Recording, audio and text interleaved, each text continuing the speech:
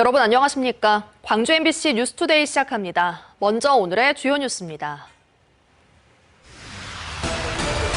예산정책 협의를 위해 광주를 찾은 정청래 더불어민주당 대표가 광주를 인공지능 핵심 거점으로 지원하겠다고 약속했습니다. 전남 최초의 근대식 극장으로 100년 역사를 가진 목포극장이 복합문화공간으로 새롭게 문을 열었습니다. 순천 원도심을 중심으로 웹툰과 애니메이션 등 콘텐츠 기업이 잇따라 들어서면서 우수한 지역 인재 확보가 중요해졌습니다. 여수시의회가 무소속 시의원의 상임위원회를 갑자기 변경하면서 원칙도 명분도 없는 무리한 결정이라는 비판이 나오고 있습니다. 광주를 찾은 정청래 더불어민주당 대표가 광주를 인공지능 핵심 거점으로 지원하겠다고 약속했습니다. 광주시는 현재 역점적으로 추진하고 있는 AI 컴퓨팅 센터 유치에 민주당이 앞장서 달라고 요청했습니다. 보도에 송정근 기자입니다. 광주시청 공무원들의 뜨거운 환영 속에 광주를 찾은 정청래 더불어민주당 대표. 내년도 광주시 살림살이 고민을 경청하기 위해 마련된 자리에서 정 대표는 후보 시절부터 이야기해온 호남 보상론을 재차 강조했습니다. 특별한 희생에는 특별한 보상을 해야 한다는 이재명 대통령의 국정 철학이 광주에서 증명되었으면 좋겠습니다. AI 컴퓨팅 센터 광주 유치를 염원하고 꼭 그렇게 됐으면 좋겠다며 광주가 AI 중심 도시로 우뚝 설 수 있도록 민주당이 뒷받침하겠다는 약속을 했습니다. 민주당은 인공지능 반도체 클러스터 조성 등을 통해 광주가 세계 3대 AI 강국의 핵심 거점으로 우뚝 설 수 있도록 든든히 뒷받침하겠습니다. 강기정 광주시장 역시 AI 사업 지원을 민주당에 요청했습니다. 지난 5년 동안 진행한 AI 1단계 사업으로 국가 데이터 센터를 완공했고 최근에는 AI 2단계 예타 면제로 6천억 원의 예산이 확보된 만큼 2조 5천억 규모의 국가 AI 컴퓨팅 센터를 광주가 유치할 수 있도록 민주당이 함께 해달라는 겁니다. AI로 먹고 살고 모두의 AI를 실현하려는 광주의 도전에 당연히 민주당은 가장 앞장서 주셔야 되겠고 뿐만 아니라 광주대구 달빛철도 건설사업 예타 면제와 3대 국립문화시설 유치, 5.18 정신 헌법 전문 수록 등 정책 현안 사업 8건을 건의했고 내년 정부 예산에 반영되지 않은 AI 영재고 설립과 무등산 방공포대 이전 등 10대 건의 사업의 추가 반영도 요청했습니다. 책자에 보면 수없는 광주의 현안들이 기재되어 있습니다. 또한 광주에서 하고 싶었던 사업이지만은 시의 예산이 전혀 반영되지 않은 국비 지원 건의 사업도 이 책자에 많이 들어있습니다. 한편 전주와 제주에 이어 광주까지 잇따라 호남 지역을 돌며 예산정책 협의회를 열고 있는 정청래 대표의 행보에 대해 내년 지방선거를 앞두고 핵심 지지층인 호남 지역 민심 다지기에 나섰다는 평가가 나오고 있습니다. MBC 뉴스 송정근입니다. 가을이 점차 짙어지고 있습니다. 오늘은 어제보다도 기온이 낮아지겠습니다. 출근길 기온 19도 안팎에서 시작한 가운데 한낮 기온 26도로 아침 기온과 낮 기온 모두 어제보다 1, 2도가량 내림세를 보이겠습니다. 하늘 모습 보시면 오늘도 어제와 마찬가지로 구름이 많이 지나고 있는 모습입니다. 늦은 오후까지는 구름의 양만 많겠지만 밤부터는 비가 내리기 시작하겠고요. 우리 지역 내일 오전까지 20에서 60mm가량의 비가 내릴 것으로 보입니다. 특히 내일 새벽부터 오전 사이 시간당 20에서 30mm 안팎의 강한 비가 내리겠고요. 돌풍과 함께 천둥, 번개를 동반한 요란스러운 비가 내릴 수 있어서 각별한 주의가 필요하겠습니다. 날씨 정보였습니다. 전라남도 최초의 근대식 극장, 100년 역사의 목포극장이 재개관합니다. 문을 열기에 앞서 목포를 배경으로 한 지역 영화 루킹포 사랑의 시사회도 열렸는데요. 단순한 상영관을 넘어 복합문화 공간으로 다시 태어난 목포 극장의 변신을 문현철 기자가 전해드립니다. 100년 가까운 세월을 품은 목포 극장이 복합문화 공간으로 새롭게 문을 열었습니다. 재개관 첫 작품은 장가가는 길. 몽골을 배경으로 목포 청년이 몽골 여자친구를 찾아가는 여정을 담은 로맨스 영화로 국제교류와 지역 정서를 함께 녹여낸 작품입니다. 새 단장을 마친 극장은 총 3곳의 상영관을 갖췄습니다. 이 가운데 2곳은 영화 전용관으로 나머지 1곳은 소극장 형태의 청소년 전용관으로 운영될 예정입니다. 또한 2층에는 청소년들이 시나리오를 작성하고 영화 편집을 직접 체험할 수 있는 교육장이 마련됐습니다. 1층은 어르신들을 위한 추억의 공간이자 시민 누구나 이용할 수 있는 열린 공연장으로 꾸며졌습니다. 예, 극장이 일단은 영화관으로서 기능을 할 거고요. 두 번째는 영화를 만드는 제작 과정을 시나리오 단계, 프로듀싱 단계, 그다음에 제작, 배급 단계까지 학생들하고 공유하고 함께 만들어보는 공간으로 만들려고 합니다. 1926년 문을 연 목포극장은 전남 최초의 근대식 극장으로 광주극장과 함께 호남 문화의 중심지 역할을 했습니다. 1961년에는 고 김대중 전 대통령이 첫 정치 유세를 펼친 역사적인 무대이기도 합니다. 목포극장은 일제강점기부터 민주화에 이르기까지 지역 근현대사의 중요한 현장이었습니다. 이번 재개관을 통해서 과거의 역사적 의미는 계승하면서 미래를 여는 문화 플랫폼으로서 새롭게 거듭날 거라고 생각됩니다. 100년 역사의 목포극장이 새로운 100년을 여는 문화도시 목포의 상징으로 다시 태어나고 있습니다. MBC 뉴스 문현철입니다. 드라마 모래시계 속 조폭 두목의 실제 모델로 잘못 알려졌다고 주장하는 여운환 씨가 자신의 무죄를 가려달라며 법원에 2번째 재심을 청구합니다. 여 씨는 지난 1992년 대법원으로부터 호텔 오락실 영업 보호를 대가로 폭력 조직인 국제 PJ파에 자금을 지원한 점 등이 인정돼 징역 4년형을 확정받았습니다. 하지만 재판부가 범죄 시점으로 특정한 1986년에는 해당 호텔과 오락실이 존재하지 않았다는 객관적인 증거를 새로 찾아냈다며 조폭 멍해를 벗기 위해 다음 주 재심을 청구할 예정입니다. 한편 여 씨는 8년 전에도 재심을 청구했지만 기각된 바 있습니다.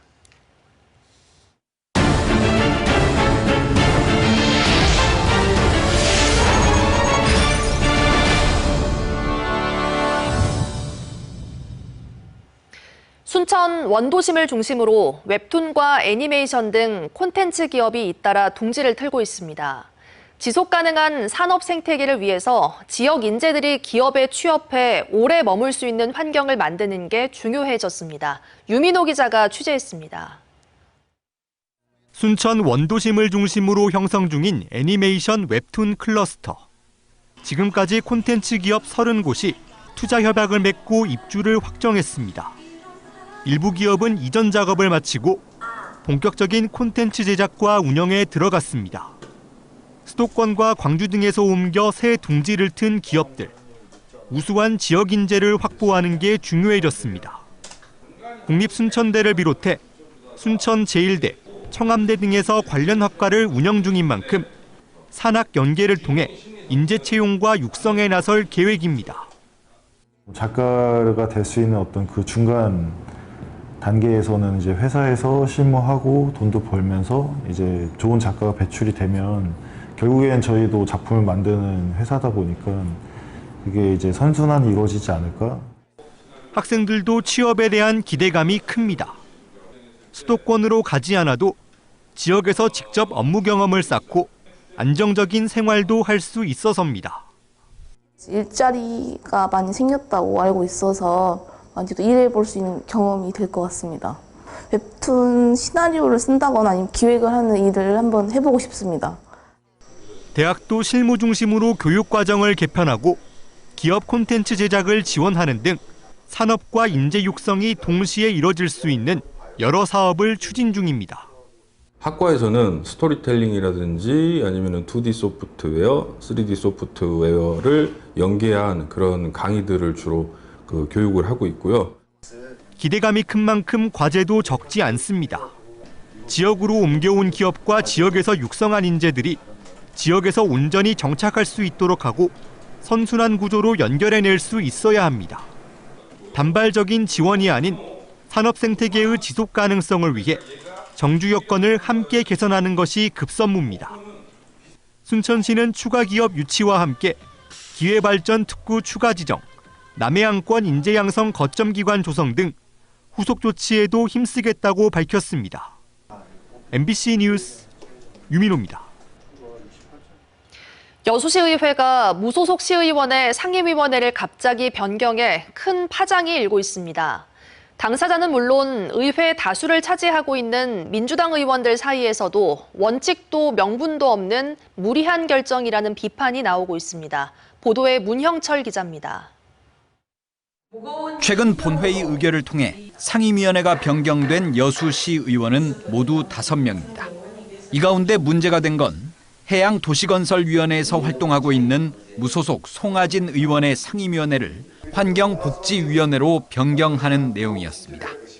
사전에 충분한 협의가 없었고 본회의가 열리기 15분 전에야 상임위원회 변경을 통보받았습니다. 안건을 주도한 백인숙 의장은 지역구를 고려한 결정이라고 설명했습니다.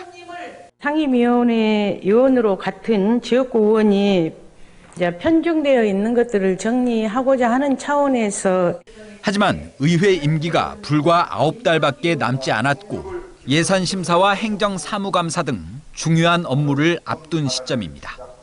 기자회견에 나선 송하진 의원은 이번 상임위 변경을 정치적 보복이라고 비판하며 법적 대응을 예고했습니다. 민주당 다수당이 중점적으로 추진해온 미어도 기회발전특구 내 양식장 조성사업 등 민감한 현안에 대해 공공성과 환경성을 이유로 분명한 반대 입장을 표명한 이후 이번 사보임이 단행됐습니다. 심지어 민주당 의원들 사이에서도 적지 않은 반발이 터져나오고 있습니다. 절차도 안 맞고 명분도 안 맞고 이런 걸 상정해갖고 바로 통과시킨다면 자기 얼굴에 침을 뱉는 것이 됩니다. 이번 사태와 관련해 조국혁신당은 절차적 정당성을 심각하게 훼손한 행위라며 의결 취소를 촉구했고 진보당도 민주적 의회 운영을 무력화한 사건이라며 백인숙 의장의 사퇴를 요구했습니다. 여기에 시의원들의 상임위 변경에 지역위원장의 입김이 작용했다는 시각도 적지 않아 지방의회 독립성 침해 논란까지 불거지고 있습니다. MBC 뉴스 문형철입니다.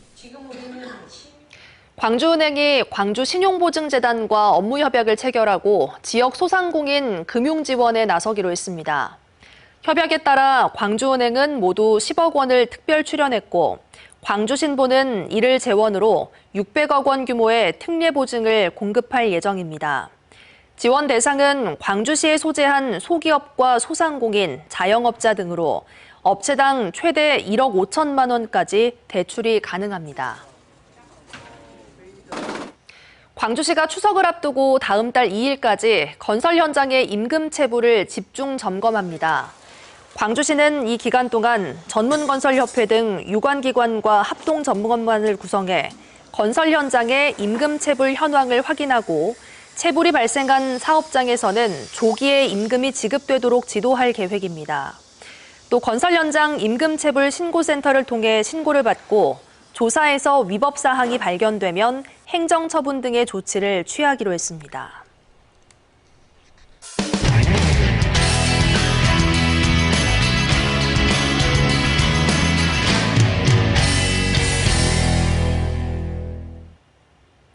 이재명 정부가 123대 국정과제를 확정하면서 균형 성장을 위한 2차 공공기관 이전을 속도감 있게 추진하겠다는 의지를 밝혔습니다. 전국에서 공공기관 유치 경쟁이 시작된 가운데 경상남도는 경제부지사를 총괄로 하는 TF팀을 꾸리고 경남에 맞는 앵커기관 물색에 착수했습니다. MBC 경남 박종웅 기자입니다. 이재명 정부의 5대 국정 목표 중 하나인 모두가 잘 사는 균형 성장. 이를 위한 2차 공공기관 이전이 본궤도에 올랐습니다. 2차 이전도 올해 하반기 중에 전수조사를 진행하고 26년도에 계획을 수립해서 27년도에는 선도 이전을 하도록 하겠고요. 국토부의 전수조사 대상인 수도권 공공기관은 모두 157곳. 연내 해수부 부산 이전을 신호탄으로 정부가 속도감 있게 추진하겠다는 의지를 밝힌 가운데 전국이 벌써부터 유치 경쟁에 뛰어든 모양새입니다. 경상남도는 최근 경제부지사를 총괄로 경남연구원 등이 참여하는 2차 공공기관 이전 대응 TF팀을 발족했습니다. 2차 공공기관 이전에 우선 고려해야 할 부분은 크게 두 가지. 1차로 경남 진주 혁신도시로 이전한 LH 등 주택건설군과의 연계성, 여기다 경남에 특화된 산업과의 연관성입니다. 2015년 LH 이전을 통한 경남의 지방세 수입은 지난해만 152억 원. 전국 혁신도시 공기업 중 가장 큰 규모로 경상남도는 2차 이전에도 덩치가 큰 10여 개 앵커 기관 유치에 초점을 맞추고 있습니다. 현재까지 중소기업은행과 한국공항공사를 비롯해 우주항공과 원전, 방위 등 산업 관련 국책연구기관 등 7곳이 포함된 걸로 알려지고 있고 연내 대상기관 선정을 마무리할 계획입니다. 우리 도에서는 타겟 기간을 재정비하고 부지 확보 등 사전 준비를 통해 정부의 2차 공공기관 이전에 대응해 나가도록 하겠습니다. 경남 전체 산업에 그리고 인구나 지역 발전과 연계를 시킬 수 있는, 그래서 부가가치를 극대화시킬 수 있는 방향으로 우리가 좀 대책을 세울 필요가 있다고. 한편 경상남도는 이재명 정부의 123대 국정과제에 대응해 제조 AI 혁신 거점 조성과 우주항공산업 메카 육성 등 분야별 15대 핵심 과제를 선정해 발표했습니다. MBC 뉴스 박종웅입니다. 요즘 태어나는 아이 10명 가운데 6명은 외동입니다. 실제 경북의 기혼 여성들을 조사해봤더니 희망 자녀 수는 2 이상이었지만 육아 부담과 의료 돌봄 인프라 부족이 추가 출산을 가로막고 있었습니다. 안동 MBC 엄지원 기자가 보도합니다. 올 초 첫 아이를 품에 안은 신도시의 한 부부. 아이는 눈에 넣어도 아프지 않을 만큼 사랑스럽지만 둘째 출산은 엄두가 나지 않습니다. 육아 자체도 벅차지만 주변 환경이 추가 출산을 주저하게 만듭니다. 애초 이 가정의 가족 계획은 셋이었습니다. 주변에 뭐 큰 병원이나 또 대학병원 그런 게 없으니까 먼 곳으로 가야 되니까 그런 게 좀 부담스러운 부분이고, 또 주변에 또 아기가 놀 만한 시설이나 인프라가 많이 없어서. 실제 경북여성정책개발원이 경북 기혼 여성을 대상으로 조사한 결과 출산 의사와 현실 간 괴리가 컸습니다. 희망 자녀 수는 평균 2명 이상이었지만 실제 둘째 이상 출산 비율은 절반에도 못 미치는 44.2%였고 셋째 이상은 9.5%에 그친 것으로 나타났습니다. 추가 출산을 기피하는 가장 큰 이유로는 높은 양육비와 더불어 산부인과 소아과 등 필수 의료기관 부족, 돌봄 인프라 미비가 꼽혔습니다. 농산어촌 비중이 큰 경북의 경우 청송, 영양, 봉화 등 도내 6개 지역에는 산부인과가 한 곳도 없고 분만 가능한 타 지역의 병원까지 1시간 이상 걸리는 사례도 적지 않습니다. 아이를 낳아도 산후조리원이 없어 원정 산후조리를 떠나야 하는 지역도 경북 22개 시군 가운데 14개에 달합니다. 산부인과 소아과의 그러니까 원아웃 진료 체계를 더 강화한다. 그래서 열악한 지역에는 필수 의료 인력을 보건소에 주 2, 3회 정도 지원을 하는 것. 추가 출산 가구에 대해서는 병원 진료비와 더불어서 교통비를 좀 지원해주는 방법이 필요합니다. 경북에서도 혼인 연령과 첫째와 출산 시점이 늦어지는 점도 추가 출산을 막는 원인이지만 TK 특유의 보수적인 직장 가족 문화가 겹치면서 일 가정 양립이 쉽지 않은 현실 속 여성들이 이른바 독박 육아에 내몰리기 쉬운 점도 추가 출산을 막는 요인으로 지적됩니다. 의료와 돌봄, 일자리와 의식 전반을 아우르는 저출생 대책이 현실에 제대로 뿌리내릴 때 저출생 문제도 돌파구를 찾을 수 있을 것으로 보입니다. MBC 뉴스 엄지연입니다. 법률이 개정되면서 다음 달 19일부터는 2인 이하 어선에서 구명조끼를 항상 착용해야 합니다. 그래서 정부가 자동으로 팽창하는 신형 구명조끼 보급 사업을 한시적으로 추진하고 있는데요. 하지만 아직 신청하지 않은 어민들이 적지 않다고 합니다. 장성훈 기자의 보도입니다. 가자미 조업철을 맞은 포항수협 화로 위판장. 밤샘 조업을 마친 어선들이 하나둘 들어와 경매 준비를 하느라 분주합니다. 이들 어선의 대부분은 1인 또는 2인 이하의 소형 어선입니다. 이런 배들을 대상으로 다음 달 19일부터 승선시에는 항상 구명조끼를 착용하도록 의무화한 개정 법률이 시행됩니다. 현재는 기상특보 시 노출된 갑판에 있는 경우에만 착용하도록 하고 있는데 착용 의무를 대폭 강화한 겁니다. 그동안 소형 어선들의 사고가 잦았고 최근 5년간 어선 사고로 인한 사망 실종자 10명 가운데 8명 이상이 구명조끼를 착용하지 않은 것으로 나타났기 때문입니다.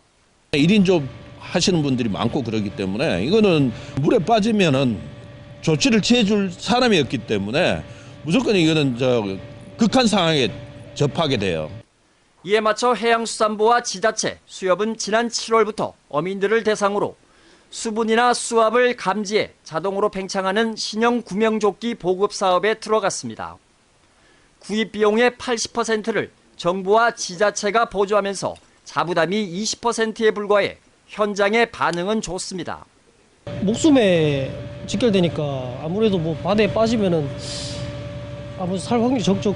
구명조끼를 입으면은 그래도 살 확률이 높아지니까 아무래도 이제 필수적으로 이제 구비를 해놔야.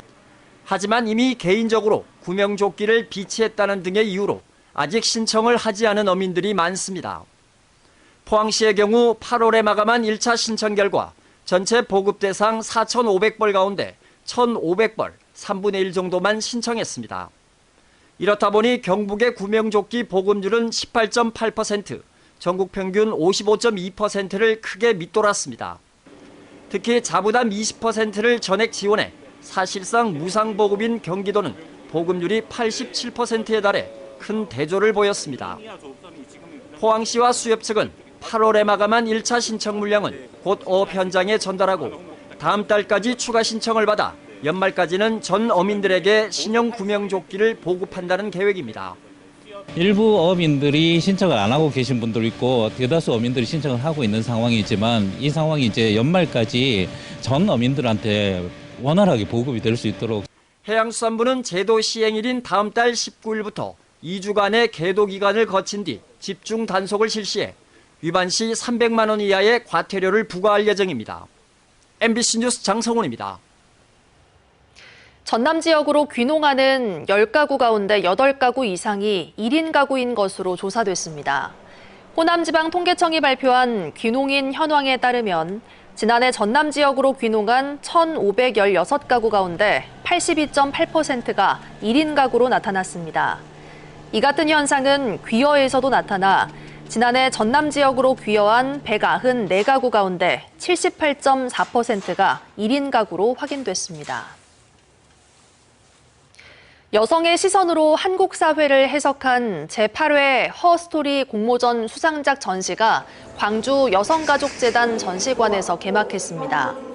공모전 수상작가인 김화순, 배미정, 웁스양, 정정엽 작가는 이번 전시에서 상처받고 희생하면서도 주체적으로 살아온 여성들의 삶을 회화와 설치 작품으로 풀어내고 연대와 희망의 메시지를 전합니다.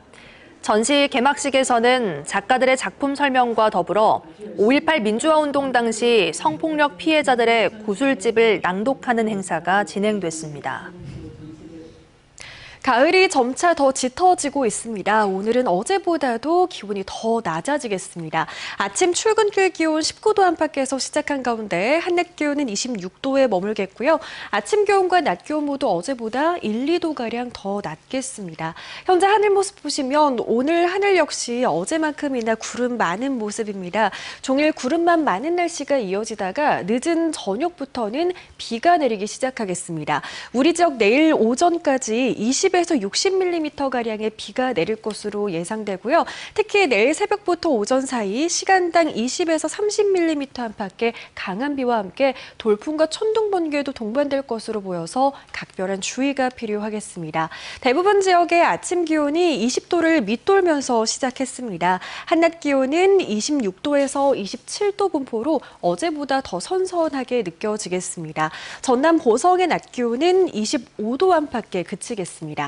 바다의 물결은 남해 서부 먼바다에서 최고 2.5m로 조금 높게 일겠습니다. 다가오는 주말 사이 기온은 더 낮아지겠습니다. 아침 최저 기온이 20도를 밑돌겠습니다. 날씨 정보였습니다.